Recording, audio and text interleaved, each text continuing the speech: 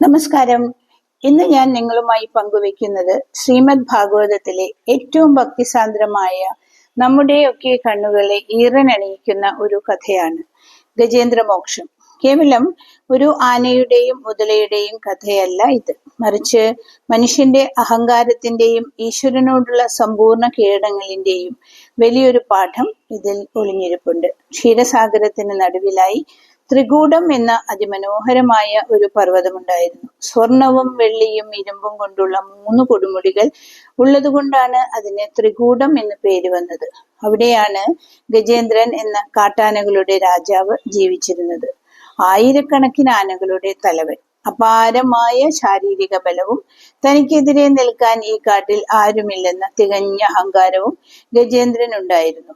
എന്നാൽ ഈ ഗജേന്ദ്രൻ യഥാർത്ഥത്തിൽ ഒരു ആനയായിരുന്നില്ല.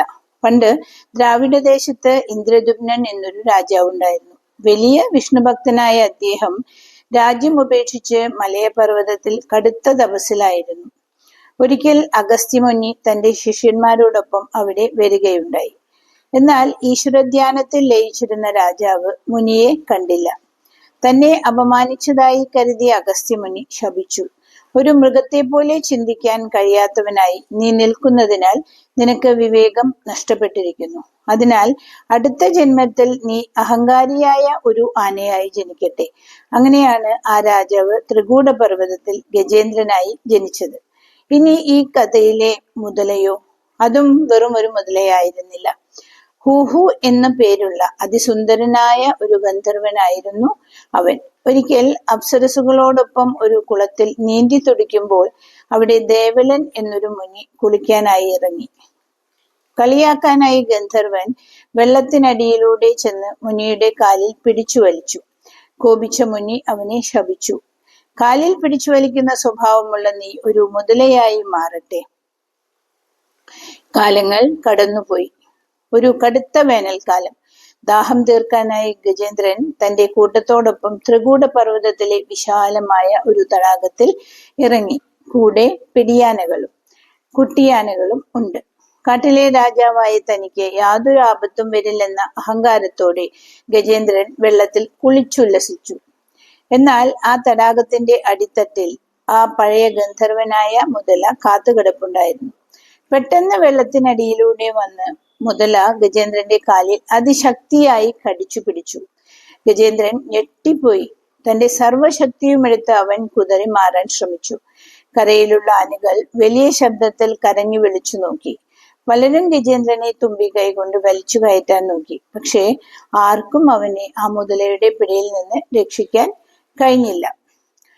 പുരാണങ്ങൾ പറയുന്നത് 1000 ദേവവർഷങ്ങളോളം ആ പോരാട്ടം നീണ്ടു നിന്നു എന്നാണ്.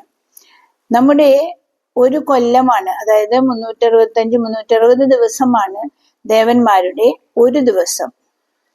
ജലജീവി ആയതുകൊണ്ട് വെള്ളത്തിൽ കിടക്കും തോറും മുതലയ്ക്ക് ശക്തി കൂടി വന്നു. എന്നാൽ കരയിലെ ജീവിയായ ഗജേന്ദ്രൻ പതിയെ പതിയെ ക്ഷീണിച്ച് അവശനായി. സ്വന്തം ശരീരത്തിലെ രക്തം മുഴുവൻ നഷ്ടപ്പെട്ട് ജീവൻ പോകുമെന്ന അവസ്ഥയായി. തന്റെ അപാരമായ ശാരീരിക ബലത്തിലുള്ള ഗജേന്ദ്രന്റെ അഹങ്കാരം അവിടെ ഇല്ലാതാവുകയായിരുന്നു. കൂടെയുണ്ടായിരുന്ന ആനകളൊക്കെ അവനെ ഉപേക്ഷിച്ച് കരയിലേക്ക് കയറിപ്പോയി. ഈ ലോകത്ത് തനിക്ക് ആശ്രയിക്കാൻ സ്വന്തം ശക്തിയോ കൂട്ടുകാരോ ബന്ധുക്കളോ ഇല്ലെന്ന് അവന് മനസ്സിലായി. തന്റെ അഹങ്കാരം ഒന്നുമല്ലെന്നും താൻ എത്ര നിസ്സഹായനാണെന്നും ഗജേന്ദ്രൻ തിരിച്ചറിഞ്ഞു.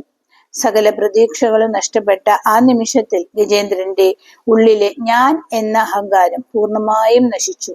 അഹങ്കാരം നശിച്ചപ്പോൾ അവന് തന്റെ പൂർവജന്മ സ്മരണ തിരികെ ലഭിച്ചു. അവൻ ഭഗവാനെ വിളിക്കാൻ തുടങ്ങി. തടാകത്തിൽ നിന്നു തന്നെ ഒരു താമരപ്പൂവ് പറിച്ച് തന്റെ തുമ്പിക്കൈയിൽ മുകളിലേക്ക് ഉയർത്തിപ്പിടിച്ച് നിറഞ്ഞ കണ്ണുകളോടെ അവൻ പ്രാർത്ഥിച്ചു. ആരാണോ ഈ പ്രപഞ്ചത്തിന്റെ സൃഷ്ടിക്കും നിലനിൽപ്പിനും കാരണം, ആ പരമമായ ശക്തിക്ക് ഞാൻ എന്നെ തന്നെ സമർപ്പിക്കുന്നു. നാരായണ, അഖിലാണ്ഡ കോടി ബ്രഹ്മാണ്ഡ നായക, എന്നെ കാത്തുകൊള്ളേനെ.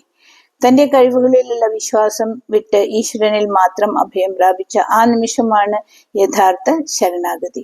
ആത്മാർത്ഥമായ ആ വിളി കേട്ടയുടനെ വൈകുണ്ഠത്തിൽ നിന്നും ഗരുഡവാഹനത്തിലേറി സാക്ഷാൽ മഹാവിഷ്ണു അവിടെ പറന്നെത്തി. ഭഗവാനെ കണ്ട നിമിഷം വേദനകൾ മറന്ന് ഗജേന്ദ്രൻ ആ താമരപ്പൂവ് ഭഗവാന്റെ നേർക്ക് നീട്ടി. ഭഗവാൻ തന്റെ സുദർശന ചക്രം എയ്തുവിട്ട് മുതലയുടെ കഴുത്തറുത്ത് ഗജേന്ദ്രനെ രക്ഷിച്ചു. ഭഗവാന്റെ ദിവ്യസ്പർശനത്താൽ മുതലയ്ക്ക് തന്റെ പഴയ ഗന്ധർവ രൂപം തിരികെ ലഭിച്ചു. ഗജേന്ദ്രന് ശാപമോക്ഷം ലഭിച്ച് വൈകുണ്ഠ പ്രാപ്തിയും